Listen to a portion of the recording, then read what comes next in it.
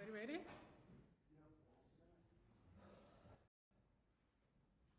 You come in.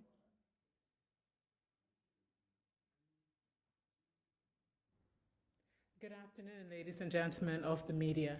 The Premier, David Burt, will give an update to the country.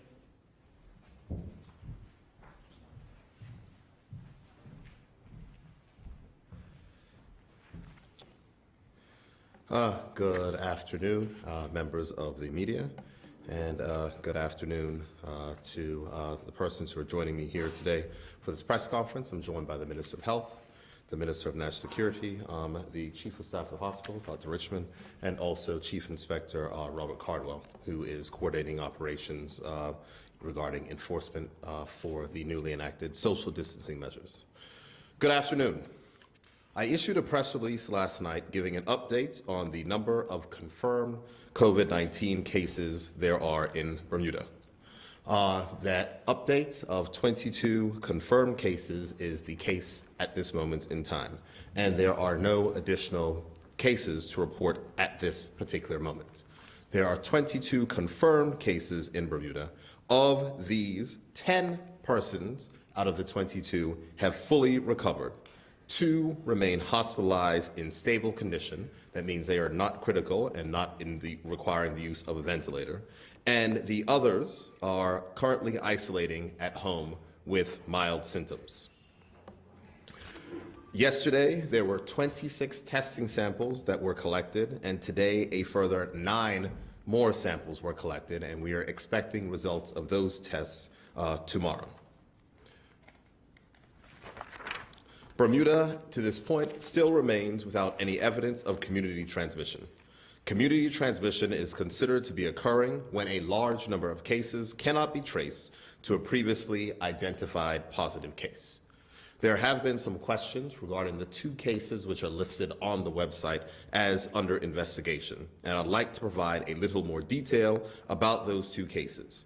In the interest of confidentiality, I certainly will not disclose any information that could identify those particular individuals. Both have been under investigation since March 26th and 27th, respectively. For the first case, the onset of symptoms was on the 17th of March. They were admitted to the hospital on the 24th of March. They were tested for COVID on the 25th of March. The results were received by the epidemiology unit on the 26th of March, and contact tracing commenced on the 27th of March. For the second, they had the onset of symptoms on the 21st of March, attended the emergency room on the 25th of March. On the same day they were tested, the results were received on the 26th, and the epidemiology unit started the contact tracing on the 27th. Those cases remain under investigation, and I'm hopeful to provide a further update on those tomorrow. There are currently 29 people who are in self-quarantine with active monitoring by the Ministry of Health. There are 1,481 people in self-quarantine with public health supervision. 886 persons are self-monitoring with public health supervision, and there have been a total of 190 tests that have been conducted, with 31 results that are pending. And this is as of 3 p.m. today. It's a repeat to know that 137 of those tests have come back with negative results, and only 22 have returned confirmed cases. The first night of the curfew will take place this evening from 8 p.m. to 6 a.m. tomorrow morning. The Bermuda Police Service has received more than 300 applications for exemption. Those forms are being processed, and if you receive an email stating that your exemption has been approved, you will be permitted to be on Bermuda's roads. However, I must state that most of the persons who submitted for exemptions will likely not receive them, because this is a preview of what is to come if the country does not adopt the strict social distancing measures which are needed to ensure that we do not have an outbreak of COVID-19 in Bermuda. Very simply, this means that if you are not on the list of exemptions, you must be off the streets of Bermuda. This means that you cannot drive around in your car, you cannot go for a walk, you cannot dash to the gas station, and this means that everyone in Bermuda must be in their homes. Tomorrow morning after 6 a.m., you may resume with limited movement, observing the social distancing guidelines which have been previously laid out. So tomorrow you can go outside, exercise, run, walk, but you cannot and should not participate in any activities with groups larger than 10. Normal trash collection will resume tomorrow, and please make sure that you put trash out on a designated day. Despite the conversations about possible quarantine activities that are taking place in certain states in the northeast of the United States, there is normal cargo operations on our docks, which means that Bermuda continues to receive food and other supplies. The Minister of National Security checked in earlier today with our shipping to make sure that there were no perceived disruptions due to the changing situation which is taking place in New York and New Jersey. And as has been reported, there is no perceived difficulties to our supply lines at this time. I would ask shoppers, again, if you are shopping, to not buy more than your household needs. There is plenty for everyone, and we are not expecting any type of supply disruption. Moving on to another matter, which is something that is particularly important. The government continues to work to bring Bermudian students who are stranded due to no fault of their own back home. There has been some concern expressed that Bermuda is letting persons into the island, which means that we may be admitting additional positive cases. Let me be perfectly clear that was closed and the airport was closed to regularly scheduled commercial traffic from last Friday. And scheduled cargo flights, medevacs, air ambulance, or private jets are still operable as they are not scheduled commercial flights. I think that it's important to note, and I want to say this, because I know that there has been a large level of public criticism that has been levied towards the government for advertising the fact that we are looking to move or bring stranded Bermudian students back home. I have to state this, that I consider it our moral obligation to take care of our persons who are stranded, some of them in very desperate situations. Imagine being overseas, your dorm being closed, persons around you have been able to travel back home or to go where they are, you are by yourself, food service in your dormitory is ending. This is a situation that some of our students overseas have found themselves in. And it is a situation which is being faced by myself and is also being faced by a number of other overseas territory leaders. We are looking, in conjunction with the other overseas territories, to organize an air bridge. Nothing has been confirmed yet, but I want all persons to know, if you're a Bermudian student overseas, that the government is working to make sure that we can bring you back home. However, it should be noted that the cabinet on Friday decided that any person who is returning home in any future air bridge operation from the United Kingdom will not allow to self-quarantine and will be required to stay in a government-approved quarantine facility, which will most likely be a hotel. So government-approved and government-monitored hotel facility. This is the same arrangements which are being made in other overseas territories, but the fact remains that the government wants to bring Bermudians home who were stranded due to no fault of their own. There's also been a lot of commentary regarding private jets. I want to make it clear that private jets are able to enter the airport. There have only been, since the airport is closed, 3 private jets that have come in that are bearing passengers. 2 arrived on Thursday, and that was previously mentioned, organized by international companies to bring persons who missed the previously scheduled Delta flight, and 1 arrived earlier today.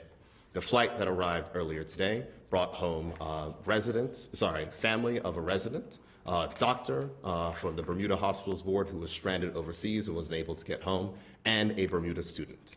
It should be noted that any plane that requires, any private plane which requires permission to land, has to get permission from myself in order to do so.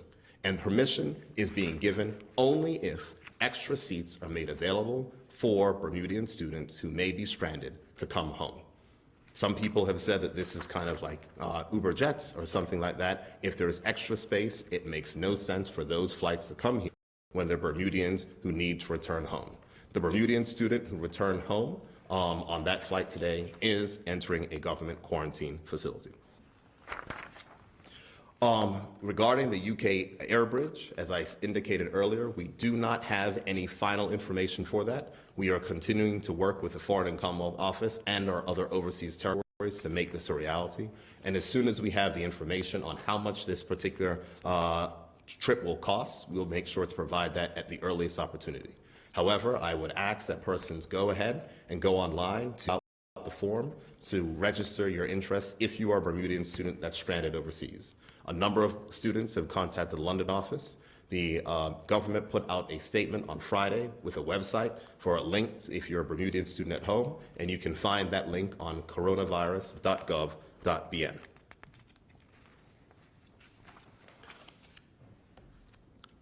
Allow me to close by saying this, that the decision to put in a curfew was not arrived at lightly.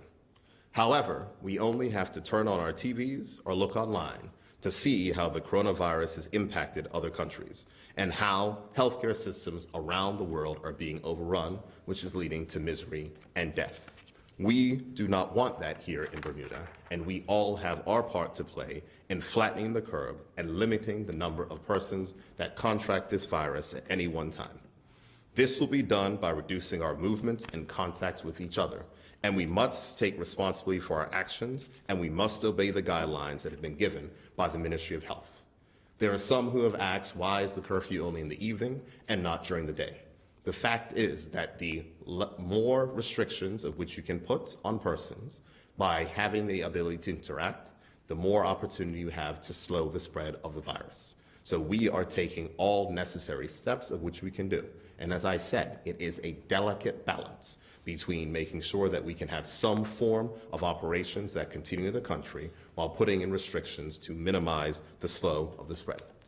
Yesterday, I know that there were a number of Bermudians that were alarmed by the increase in the numbers that were announced yesterday. I, too, am not pleased that we have increasing cases. However, it was expected.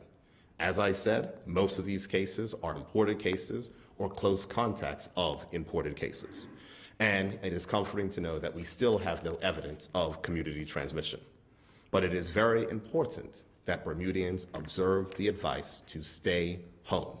It is something that is important, and it is something that will save lives. Many of us now have to learn how to be in our homes for long periods of time, and I know that it is a stressful time for many.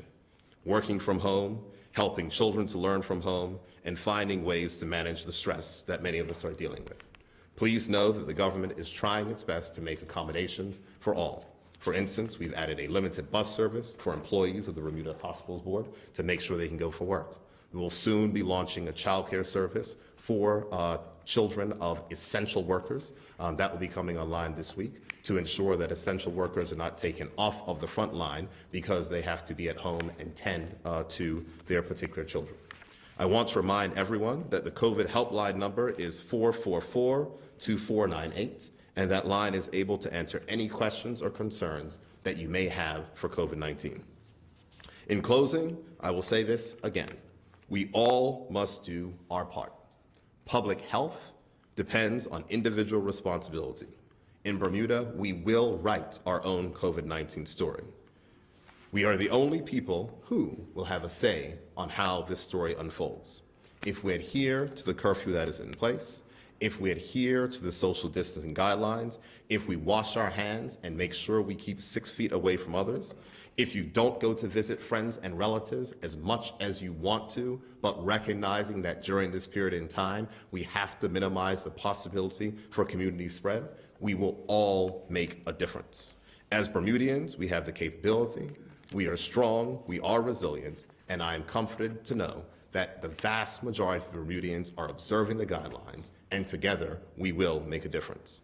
With that, I will say a sincere thank you to all those who are working around the clock to make sure. A special thanks, as always, goes to the Minister of Health and the Minister of National Security, those persons that are on the front line, the persons at the hospital, all throughout this country who are making sure that we continue to operate in a fashion that works. And now I'm happy to take any questions that you may have. Mr. Premier, good evening. Just to touch upon what came out of yesterday's press conference. As a husband and a parent, the few people that are breaking the rules, how do you feel personally about that? It's incredibly disappointing, but the fact is that I'm gratified that we have a joined-up government that is working to ensure that we are enforcing the rules. And so the persons who were visited yesterday that were found not to be home, they were repeat visited again. And persons without excuses have been passed over to the Ministry of Health, and I'm expecting that the full extent of the law may be applied. We have to make sure that we are observing the rules. The rules are there for a reason, to protect Bermuda. And if people aren't following those rules, it is not fair for those who are not working, who are not doing things, for persons to be selfish and to break the rules themselves. We're not going to tolerate that, and that's not something that is acceptable. Those people that have broken the rules, what sort of category are they in? Are they people who have COVID, or are they just supposed to be self-monitoring, or are they supposed to be active? I'm not necessarily going to speak to that particularly, but the only persons who are required are persons who are under self-quarantine. So if they're under self-quarantine, they should be at home. And the self-quarantine regulations are you do not leave home. That is that simple. Tonight's the first night of the curfew. May be unsettling for some, and especially for seniors and children. Can you offer some words of comfort to those Bermudians feeling maybe a little bit uneasy or anxious tonight? I'm sure that a lot of people in the country are feeling uneasy and anxious. And as I had said in my remarks earlier, that this is I would say it is it's a sad reality of the situation of which the country and the world finds itself. But it's a curfew from 8 p.m. to 6. I don't want it to turn into a curfew for 24 hours, as we've seen in many other countries around the world. And that's why it is important for us to all do our part. We are continuing to aggressively test and continuing to make sure that we isolate these cases, and that is all we can do in order to ensure that we're in a good space. What I would tell the persons who are either feeling lonely, the persons who are anxious due to this, I understand and I feel that anxiety. I would be lying to you to say I'm not having trouble sleeping sometimes. It is difficult. But what is important is that we must all remember that these steps are being taken to try to save lives. The last thing I want is Dr. Richmond and his hospital being overrun by patients, and as we're seeing in other places, where the doctors have to choose who gets life-saving equipment and who doesn't get life-saving equipment. I am comforted that the hospital is ready for what happens. I am grateful for the international business community who have come together to procure more advanced equipment for the hospital. I'm sure Dr. Richmond will speak about that. I brought him here especially as I knew that a lot of times you have questions about the hospital. So he's here and I'm sure he's able to answer any questions that you may have about the capacity and the capability of the hospital. I was asked a question today, and I couldn't find the answer, but people who have lost their jobs no longer have health insurance. Are their former employees supposed to be paying this, or is government picking this up? In many cases, persons who have been laid off, especially in hotels and others, the hotels have continued their health insurance coverage. For others where that health insurance coverage is not continued, we're going to find out where we can breach. But it's on a case-by-case basis overall. But many employers are continuing their health insurance coverage, and I'm grateful and thankful for those employers who are setting that example and doing the right thing. Thank you. Thank you. Thank you. With regards to the curfew that starts tonight, can you give any indication of what you'll be looking at over the coming days as to whether or not that's extended to another period, or if it's enhanced or relaxed at any point after that? It will depend on the data that comes back from our testing regime. And so that is the only thing at which we're making decisions based upon the data which comes in. At this point in time, there is no evidence of community transmission, but if there is evidence of community transmission, the advice is given to all persons that you have to take a tougher approach. That is why we're being very aggressive in our testing, very aggressive in making sure that we can contact trace and ensure that we have any type of outbreak contained. But if we have an instance where we have an uncontrolled outbreak, there will be stricter measures that are taken. I want to do everything possible to avoid that, and that's why I'm asking for the cooperation of all residents to make sure that we do not get to that particular place. But by and large, most businesses are doing what they're supposed to be doing. Thank you. And with regards to testing, do we have, or is Bermuda looking to get the blood tests that show up for antibodies? The serological testing?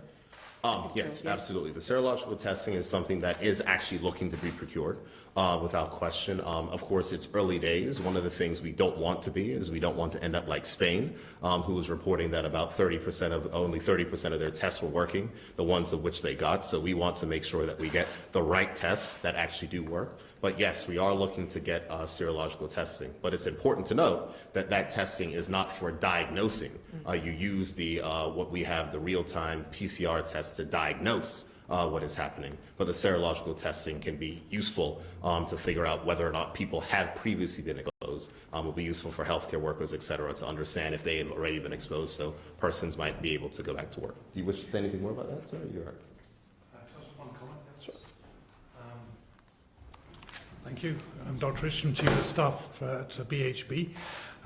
In terms of serological testing, two types of testing out there. One is something called antibody testing to determine whether or not their immune response has been triggered and somebody has had the illness. Separately, there is a separate test called antigen testing, which is being rolled out or being introduced, I should say, in other parts of the world, which can determine if, for instance, healthcare workers are currently carrying the illness, which is something that may prove to be very beneficial as we go forward. But this is in early days at the moment. Thank you. Very much. Premier, you mentioned earlier, I think you said that 10 individuals had fully recovered. Can you let us know what fully recovered means? Is there such a thing as another test that could be carried out, or is that they have, been 3 days without symptoms? How are we sort of defining that? Thank you. Hi, your colleague asked that similar question actually 2 days ago, and as was indicated at that time by the Chief Medical Officer, it's either 3 days past your full period of time where there were no symptoms, or 14 days, whichever is the longest. So as was previously reported, if a person has no symptoms and 3 days later or 14 days later they still remain asymptomatic, then they're deemed to have fully recovered. Thank you very much. You're welcome. And I think my final one is with regards to, you mentioned the private jet earlier. I think you said that the student that had disembarked that flight had gone into government appointed quarantine. With regards to the doctor, did that individual go into a self-quarantine? I mean, what's happening with other passengers? I'm certain that individual will be in a self-quarantine. That individual works for the Dr. Richmond. Yes. And so absolutely, he's returning. So I don't think he'll be able to go back to work at the hospital for another 14 days. Thank you very much. That's fine. Thank you.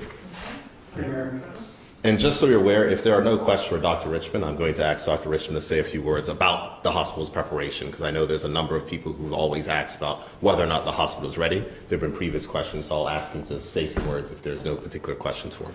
Trevor? I have a few questions from some of my viewers. One was, and I asked Minister Keynes last night about landlords and business owners that are right now up in arms.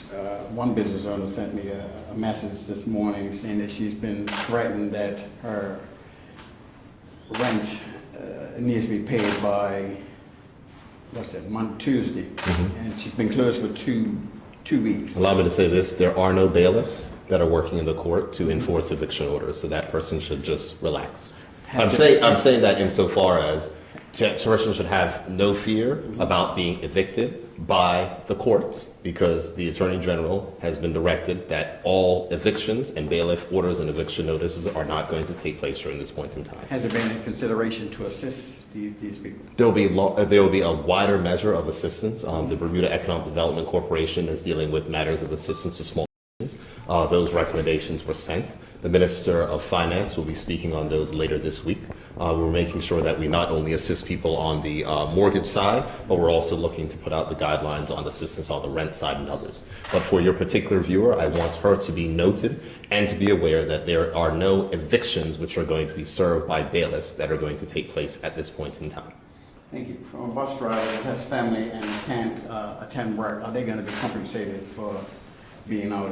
What's their process? For a bus driver that has family and can't attend work? Bus drivers that have young children that Bus drivers, if they're essential service, are required to come into work, then there'll be childcare provided for them, as I stated inside of my statement. earlier today, and we're trying to arrange that. That's something you will note in the United Kingdom, that schools are closed, but the only children that are allowed to attend schools are those persons who are children of public servants who are required to be on the front line. So in that particular case and instance, yes, but we do have other cases where individuals are choosing not to work, and choosing not to work if part of the public service is not in the best interest of the country, and the government is not going to compensate people if they choose not to work. We have members of a homeless community that doesn't reside in Hamilton, some stay afar. What happens when you got some that walk in the streets? What happens to those individuals that might be picked up tonight? I'm very happy because the Minister of National Security has made extensive provisions for those vulnerable persons in our community. I'm happy to give an opportunity to speak on that. Minister? This morning, along with the Attorney General, who has responsibility for the Department of Child and Family Services, we went to the Barclay Institute and we saw the preparations that will be made for our most vulnerable population. I also went to the Salvation Army facility on Parsons Road. We believe that we have enough facilities and can scale up in subsequent days if that need does arise. I've spoken to two MPs in St. George. They have indicated to me that there are people in the east end of the island that might need the opportunity to take advantage of the facilities at Barclay. We are in a position that if the need arises, we can send and make transportation available to pick people up and take them to the shelter. We will not be having shelters in both ends of the island simply because it is very labor intensive, and the majority of our staff have to be focused our efforts in one area. My next question is to the Premier. Contingency plan if President Trump shuts down the New York, New Jersey shipping lines that service Bermuda for container food and services. What's the contingency plan? I will let the Minister of National Security speak on that. I think I addressed it in my comments earlier, that we have no potential for disruption. And that was asked earlier by Minister Keynes, who chairs the COVID-19 EMO. Would you like to speak on it, Minister? At this point, there are no scheduled disruptions. The shipping companies will meet this week. If there are any changes in those circumstances, they will share with us some contingency plans. We're looking at opportunities to come through Canada or come through Florida. Those are things that are being mooted about at the moment. If the need does arise, we have a contingency of shippers that will put.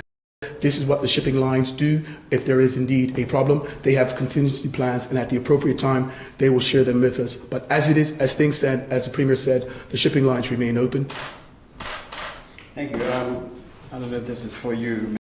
We're coming to TNN about a facility at Belmont Divots. Was open today, serving alcohol to patrons. Basically, has that been an issue for, I guess, Bermuda Police? Generally, no, it hasn't been an issue. Yes, a bar did open up this afternoon. We got on it straight away. In fact, the Deputy Commissioner got involved himself, had a conversation with the proprietors. It was a misunderstanding on their part. They were very apologetic. They shut down the bar immediately, and that was the end of that. For you. TNN understands that an officer that's working on the Southside Police Station was sent to him with issues of possible COVID testing, and the site was shut down. The whole facility was shut down for 24 hours. Any truth to that? Yeah, I don't know if the police station being shut down. Yes, I can confirm that one of our staff did come down and has been diagnosed with COVID-19. He's obviously signed off. The police station, I know, was completely disinfected. I don't think it was actually shut down and became non-operational for that period because the officers were out of the police station policing, and the cleaners moved in and cleaned the station. If I may, Minister Health, you want to speak on the golf course issue? Thank you. Yes, you'll know that the guidelines for social distancing are issued very regularly, and they're placed on the website. And in fact, today we gazetted the addition of a closure notice with respect to all golf courses based on information that had been received from my colleague, Minister of National Security, this weekend. So the closure notice now does include all golf courses. Any further questions? Well, if there are none. I want you to ask, Premier, the age group of those affected. What is the age group of those affected thus far with COVID-19? We don't have the fully updated statistics for the 22, but I can say from the first 15, they range from 18 to 69. Okay. No problem. And before I close, I'm going to ask Dr. Richmond, who is here, to say some things about the hospital. Thank you. The hospital, as you're well aware, is set up to work on a 24-hour, 365 basis, and essentially we continue to do that at this time. But obviously we are in the process of making all of the appropriate preparations to meet the challenge ahead. So in terms of what those preparations are, number one is making sure that all of our staff are aware of their roles and responsibilities, and looking at those that have skills which they currently might be dormant and are not in part of their everyday employment. How can we use those, particularly for frontline care? So that's the first thing. The second thing is that we have instituted a training program for upskilling many of our clinical services staff who can make a contribution in the expected areas of greatest pressure going forward. I'm pleased to say that in the new construct of the acute care wing, very, very good provision was made back in the day for the provision of oxygen, which is without doubt the mainstay of any treatment for patients who arrive in the hospital who are seriously ill. And that provision of oxygen is sufficient, I believe, to in fact double or even treble against what might be seen as a normal daily requirement. That puts us in a strong position. Obviously, with an increasing number of patients who may require hospital care, we have looked at our care pathway and our processing of patients who may arrive, particularly at the emergency department, and putting in place a triage facility using a negative pressure tent at the point of arrival. Again, that in itself is a major contributor to protecting cross-infection for healthcare workers. The hospital is extremely well endowed with negative pressure capability. Negative pressure capability stops the spread of particles or the virus out of individuals. I'm pleased to say that in the acute care wing, we have 2 of these rooms within the emergency department, and we have an additional 2 in each of the landings on the 3 acute care wards. I'm pleased to say that on our top floor, our 5th floor, we have increased from 2 to 9. I believe that was yesterday, with the expectation that there are further few. I cannot give you a number on that particular floor. So we will hopefully have 15 on our 5th floor, which are capable of pressure. Again, a tremendous asset. We are in receipt of an additional 48 beds last Monday, and these will be deployed within the hospital and be in addition to our 120 current acute care beds that we run on a regular and daily basis. We currently have appropriate drug stocks with reserve for approximately 3 months, but of course some of those drugs may come under acute pressure because that's for normal activity, and so we are making provision to have a resupply of some of those medicines that we've identified and have had good help from colleagues off island. In terms of ventilator capacity, Bermuda, again, I believe, is well served with its reserve of ventilator capacity as it stands. I believe that in the UK, that the ventilator per 100,000 was about 7.5 per 100,000. In Italy, it's about 12.5, 13 per 100,000. As it stands, Bermuda has between 14 and 15 per 100,000, i.e. we have a 9 bed care facility.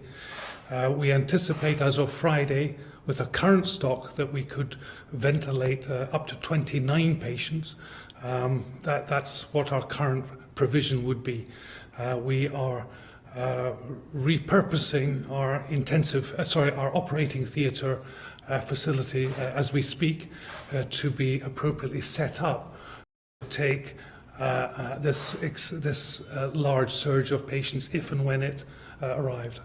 I'm also pleased to say that we anticipate an order went out a number of weeks ago for an additional 8 ventilators, and as of Friday, I was given a high degree of assurance that these would be arriving within the next 3 weeks, i.e.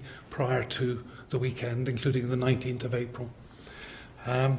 So as we stand at the moment, we have, as Premier said, we have 2 patients who are being, first of all, cared for in the appropriate environment. They're being cared for by the appropriately trained staff, and in terms of the support they're getting, I believe that Bermuda is well endowed with the healthcare professionals that work across Bermuda, not just within the hospital, but within the community sector. I think it would be fair to say that I think our proportionate, but also anticipatory. We are planning, obviously, for the worst, but we are making extremely good progress at this time. Is the hospital dealing with the anxiety amongst your staff through this process? Again, very good question. And in terms of our communication cascade through the organisation, we have tried and tested methods of communication. We had our first leadership cross-organisation webinar on Friday. We had 120 on that. There are a number of there have been a number of open meetings. There is a daily update for staff on our intranet. But in terms of dealing with staff anxiety, I think it's fair to say that you can never do enough. In terms of reassurance for the staff is important. A sense of, are we doing the right things? A confirmation that we're doing the right things. And also working with our colleagues from particularly clinical psychology, who are making themselves available to provide support, necessary and timely support, if and when that becomes more important, required.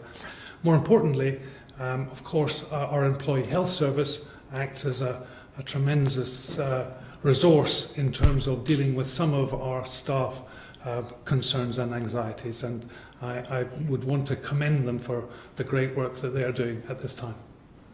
Thank you. Any further questions? Thank you. Thank you, everybody. Thank you. You want to say about the curfew? Anything further? If there's no further questions, any further questions? All right. Our next update will be tomorrow afternoon. At that point in time, we're expected to have additional testing results to report. The one thing I want to remind everyone in all of Bermuda is that we are putting in these extraordinary measures for the protection of the community, and I do not want to have to escalate these measures any further.